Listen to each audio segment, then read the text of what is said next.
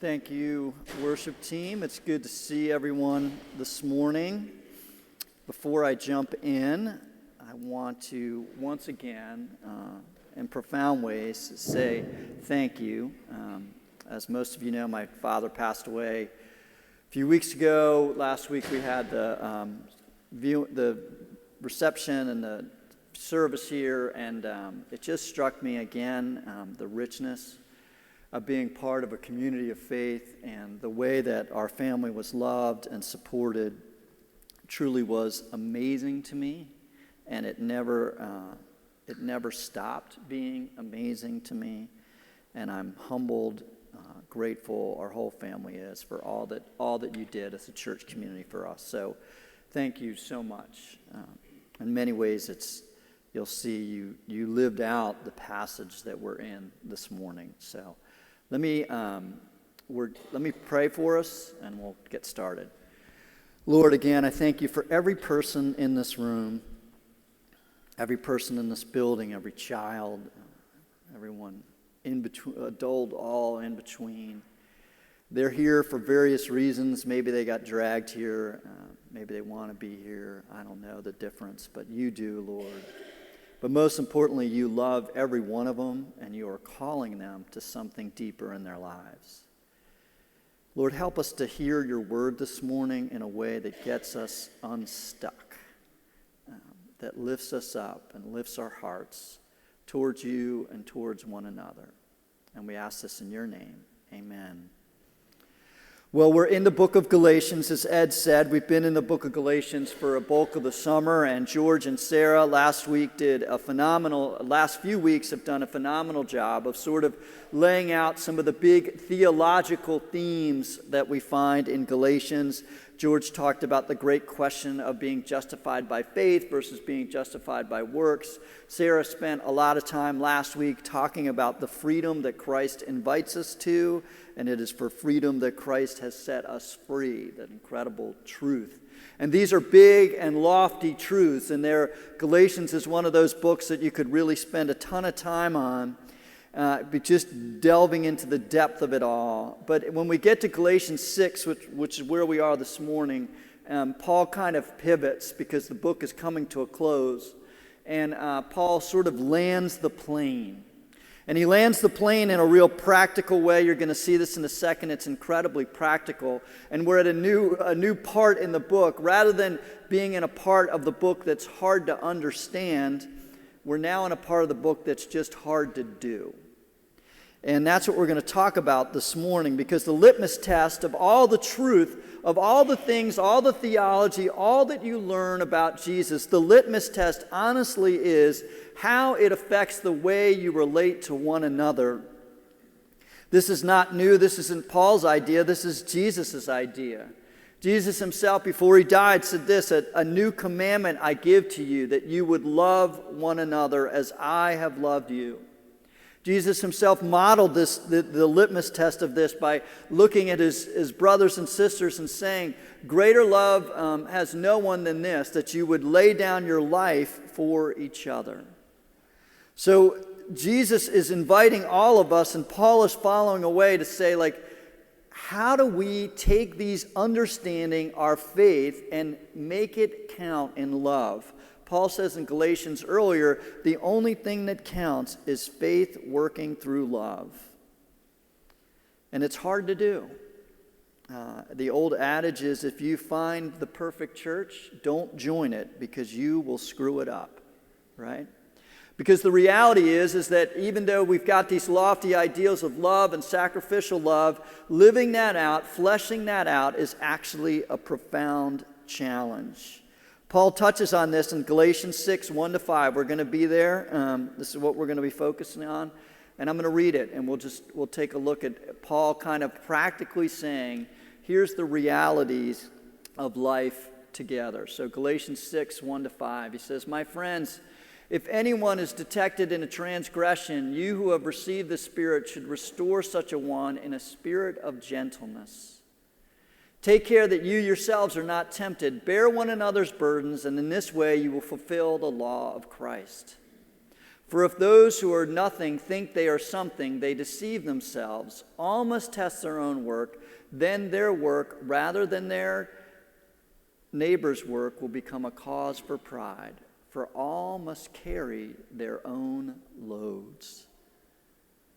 Paul, I think, is making an incredible adage here for what I would call relational realism. Relational realism is something you have a hard time finding in the greeting card aisle. You ever notice when you go to get birthday cards or anniversary cards or what Mother's Day, Father's Day, whatever, you have cards that seem to swing one way or the other. First you have like the total sappy, just kind of like cards that you're like, it's nice, but it's kind of sappy. And then then there's just a swing over to like cynical and caustic, you know. I mean, it says something about me. I probably veer towards more the cynical, caustic kind of cards, you know. But like it's really hard to live in the middle. It's really hard to like live with the reality of like loving actual real people, being called to this incredible thing called love, but then doing it with actual real people. And I think that what Paul is sort of advocating here in this little thing in Galatians 6, 1-5, this little challenge to us as we seek to land the plane of these great theological truths, is that when you come across people, love anyway. Love anyway. And he lays out really 4 steps that I think they'll help you love anyway when people are just plain people. In particular, we don't touch on this, but he's particularly talking in this passage to the church about the church. He's saying, what I'm telling you in Galatians 6, I'm particularly asking you to do with one another right here. And the first thing he talks about is to have a plan for sin. In verse 1, if we can pull that back up, if anyone is detected in a transgression, the word there is the word for sin. He says, you have received the Spirit, should restore such a one in a spirit of gentleness. You know, there are all sorts of, over the course of human history, there have been all sorts of utopian dreams. All sorts of communities that have kind of arisen up and they said, you know, if we just remove this issue like economic inequality, or if we remove some other issue like competition or whatever that is, whatever issue they try to remove, they say, if we can just pull that out, then everybody's going to get along fine. Literally, you can do a study of history over the last couple thousand years, and these have been attempted again and again and again and again. All of these utopian dreams fail.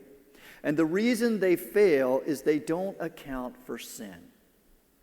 They don't account for the reality that innate in the human soul, in all of our souls, is this selfish orientation. This orientation that veers us away from others and puts us solely on ourselves.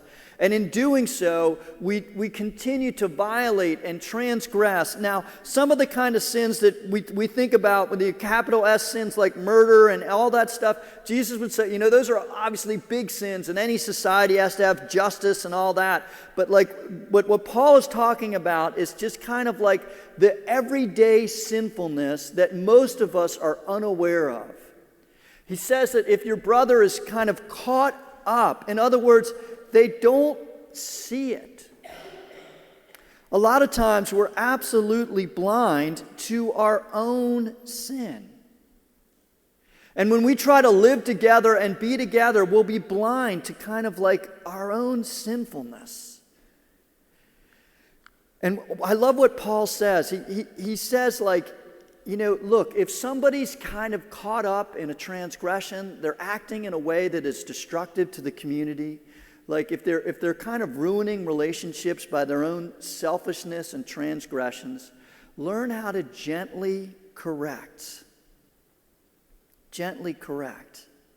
We tend to be like bombastic, right? Arrogant. Like my own sin I'm blind to. Your sin annoys me, right? That's kind of how it rolls. Like my sin I'm blind to, your sin is so freaking annoying. And so Paul says, look, you have to be like gentle about this. One of the things people often, I like this passage a lot because in my line of work, like one of the kind of the mantras is, is he tough on sin, right? We don't want to call each other out, so they want me to call all you out behind the pulpit, right? And Paul says, hey, hold on, man. Like, that's not necessarily, that's not necessarily the way to do it. Learn to be gentle, right? In a spirit of gentleness. But he also has great wisdom too. In verse 2, he goes on, or at the end of verse 1, he says, take care that you yourselves are not tempted. So some people like to get bombastic and arrogant and call out people's sins and yell at them, be their own personal, like, moral police. Paul says that probably won't work. But you know what else doesn't work? And a lot of this happens. A lot of sin happens because we all want to fit in. And Paul very wisely says, like, be careful if you pull up next to someone that's in a spirit of transgression, like, you tend to kind of, like, some people are like, well, I'm not going to be bombastic, I'm not going to try to correct them, but before you know it, you're doing what they're doing. Because you don't want to make them feel bad, or you get sucked into what they're doing. Paul says, don't do that. If you want to live and love well, you've got to have your own personal plan for dealing with sin. Dealing with sin. How do you deal with the sins of others? What does it look like for you? Jesus sort of said the best way to do it is to, like, if somebody's caught in something, go up and approach them. Odds are they might not, like, respond well, so maybe bring somebody else. And if they still don't respond well, bring a few other people. But be committed to really helping people. Sin is the kind of the acid that corrodes community. And Paul says if we want to be a loving community, we've got to be realistic about it. We've got to know that it's going to happen. And we've got to figure out ways that we can deal with it well. So have a plan for dealing with sin. The second thing that Paul says, and he picks this up in verse 2, is you can keep that slide that was just up yet. Bear one another's burden, and in this way you will fulfill the law of Christ. So not only are we all annoying because we're all sinful, but we're also all hard to deal with because we all bring with us burdens. Burdens, I like that Paul differentiates between sin and burdens. Because sometimes burdens are not your fault. Burdens have nothing to do with your own behavior. Burdens are just the practical realities, right? That, like, you carry with you. They could be economic burdens. They could be social burdens. They could be physical burdens. They could be, you name it. But all of us carry with us burdens. And if we're going to learn how to live and love well together, if we're going to be relationally realistic people, then you've got to understand that your call is to actually be a helpful person. You're called to actually be helpful. The truth of the matter is that there is a despair factor kind of baked into life. All of us struggle, right? All of us carry burdens. How do you respond to the burdens of others? I was I get iced tea at the Burger King on York Road in Towson. And that's sort of like my space because I know I'll never see anybody I know there. And I just busted now. But no, even having told you that, most of you probably would never go there anyway, which is fine. But yesterday I was in there and the guy in front of me, I guess, like, his food came in the wrong wrapper. And he was ticked. And he was just ripping the workers up one side, down the other. Why is this food in the wrong wrapper? And they're like, well, sir, like, we ran out of the other wrappers, so we just used these. I know it says fillet of a fish or whatever, but it's actually a hamburger. It's all right. But he was just furious, just furious. And I don't know, these workers have kind of become my friends, and I'm just looking at them and I'm thinking like they're just trying. Like, they're just trying. They're not getting paid a whole lot and they're getting berated and yelled at for a simple mistake. And I thought to myself, like, what what happens to us? I'm not trying to just necessarily pick on this guy, but I'm just trying to ask, like, what happens to us that we just like go around life so weighted down that as soon as someone sort of trips us up, we just respond with such anger and vitriol? Look, we all have burdens. Like we all have like just stuff we're dealing with. I remember in that the book and the movie Wonder, which is just an incredible book about a deformed child and sort of living his life and finding friends and all of that stuff. There's a line in the book, or if you've seen the movie, there's a line in the movie where the guy says, "Be kind, because everyone you meet is involved in a great battle." Paul says it like, bear with one another's burdens, so in so doing you fulfill the law of Christ. You know, here's the thing, like, I love that he says bear. He doesn't say carry away everybody's burdens. He doesn't say, and in a second we're going to talk about how he brings this into balance. But I would just genuinely ask the question, I've asked it before, but like, what does ChurchONE cost you? What is it costing you to be here? Does it require anything of you? You know, I would argue like to bear one another's burdens means this should cost you something. I don't know what it is. I don't know what the cost is. But the greater you get into it, the greater the burdens you'll have to bear. But that's how you fulfill the law of Christ. Bear one another's burdens, and so doing, fulfill the law of Christ. How do you learn to be a helpful person? But then Paul goes on to say that the significant thing about that is that you have to be honest about yourself. To be a relationally realistic person means that you're honest about yourself. The whole reason that you're gentle with sin, the whole reason that you bear others' burdens is not only are you modeling Christ, but it's also that you understand like that person could very easily be you. That person could very easily be you. Look what he says in verse 3. I think we should have that slide if we do. For if those who are nothing think they are something, they deceive themselves. Maybe you don't feel very burdensome right now. Maybe you don't even see or are aware of your sins. But the truth of the matter is, and maybe you can obviously point out where someone else is caught in a transgression, or you can so quickly identify others' burdens. But Paul would say, like, you're just one step away. I say this all the time. Like sometimes even though I whine about my life like the rest of you do, I know this, like I'm one phone call away from wanting the life I have right now. Every one of you is. You're one phone call away, one piece of bad news, one job loss. Well, I don't know what it is, but you're just one call away. And Paul says, if you think you're something, like when you're nothing, you deceive yourself. There's a story of there's a story of two caterpillars, right? They both fell out of a tree. One caterpillar fell in a crack in the sidewalk, and the other fell on the back of a fluffy cat.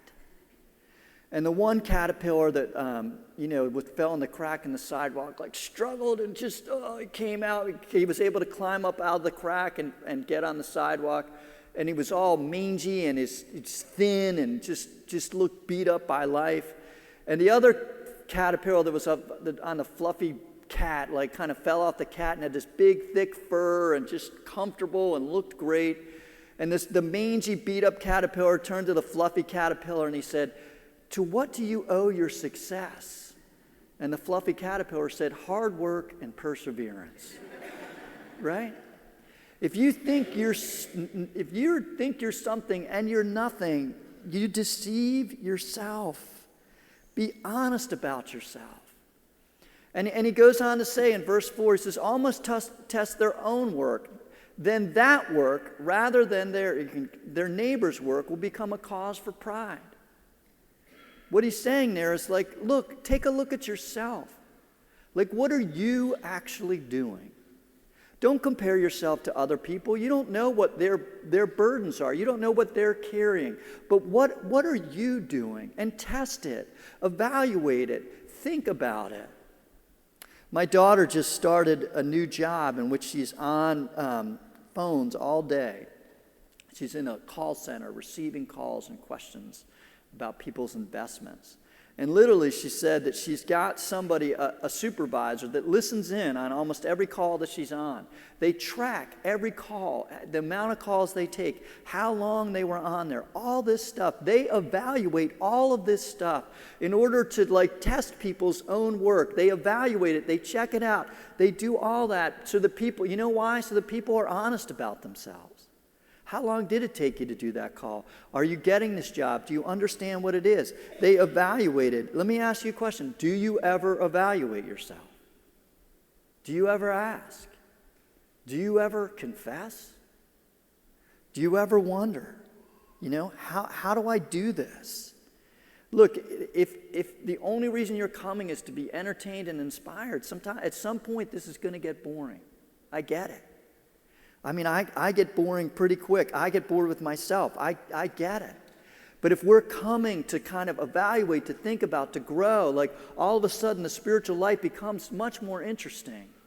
If we're asking ourselves, are we loving each other well? Are we doing what we need? How do we bear these burdens? How do we help people out? What do we do? What do we not do? All of a sudden this becomes a really interesting thing, doesn't it? Be honest about yourself. And lastly, Paul says this, and this is probably the toughest verse to translate in this little section, and I am concluding because I know there's a soccer game that just started 5 minutes ago. All right? He says, for all must carry their own load. What is that? If you've read that thing, you said, wait, didn't you just say, bear each other's burdens? What are you talking about? All must carry their own load. And I will tell you this, I studied this all week, and I'm still not sure what Paul's talking about here. Here's two thoughts. One is people say that, all must carry their own load, and he says, look, you're all going to be judged individually. And so you should test yourself, and you should, not think you're greater than you are, because you will indeed face a day of judgment. Doesn't mean that you won't be accepted into heaven, because you will. If you believe in Jesus Christ, by his blood, you get in. So it doesn't mean that. I'm not saying that. But Paul would say that doesn't mean that your life still isn't going to be judged. And there isn't going to be great value placed on the things that you did sacrificially and all that, and a lot less value on some of the other things. And so that each one of us carries our own load of burden. Each one of us, God's going to ask you, what did you do with what I gave you? That's a profound question, right? What did you do with what I gave you? You've got to carry your own load. I can't answer for you. Some people say that that's what Paul's talking about. That very well could be. It sort of fits within the flow. I also think maybe just practically speaking, even though it sounds like he's contradicting himself on one level, help each other's burdens, and the next one carry their own load, I actually think he's speaking perhaps some good wisdom. Because he's saying, look, just because you're sinful and needy doesn't mean that you're stuck there. I will just tell you this. I don't know why this is. It seems true to me. Maybe you can disagree. It seems like it's a lot easier to help bear the loads of people that are trying to bear their own loads. It just seems like it's a lot easier. And community functions better. When we're trying to bear our own loads, we recognize our limits, and others come next to us. They come beside us. They don't take our loads off of us, but they help us bear our own loads. I think that if we're all in this game together, we go a lot farther.